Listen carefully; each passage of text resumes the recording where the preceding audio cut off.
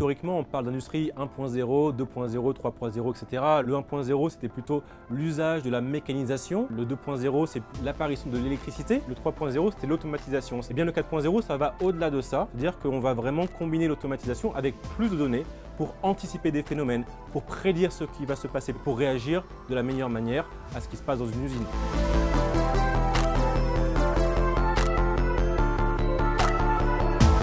On ne voit pas d'hologramme 3D qui tourne sur une ligne de production, non, c'est pas ça. Une usine 4.0, c'est une usine comme toutes les usines, sauf que dans celle-ci, on va s'appuyer de plus en plus sur les données, sur les mesures pour prendre des décisions. Concrètement, l'usine 4.0, qu'est-ce qu'elle va changer au quotidien? Au lieu d'aller chercher sur un ordinateur à l'autre bout de l'usine ou sur un classeur en papier, je peux avoir sur mon smartphone les informations dont j'ai besoin pour prendre ma décision au moment donné.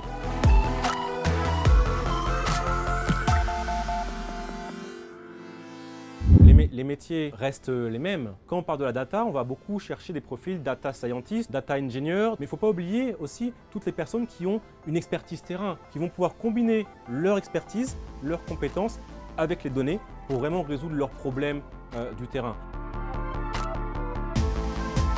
L'industrie 4.0 va particulièrement aider à atteindre des objectifs environnementaux par l'analyse des données. C'est-à-dire qu'on va mieux être capable de quantifier où on est aujourd'hui et mieux identifier des leviers d'action.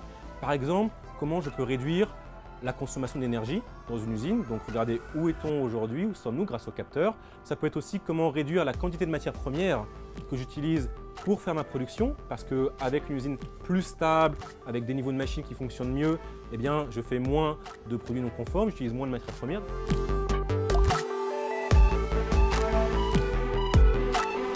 Il faut rester pragmatique. Quel est l'impact attendu? Quel est le problème à résoudre? Qu'est-ce que les personnes attendent de ces technologies? Les technologies dites 4.0, il y en a un certain nombre, il y a un panorama. Alors bien sûr, la data et l'analyse de ces data en font partie avec les capteurs, avec les algorithmes d'analyse et avec les hommes qui vont gérer ces types de projets.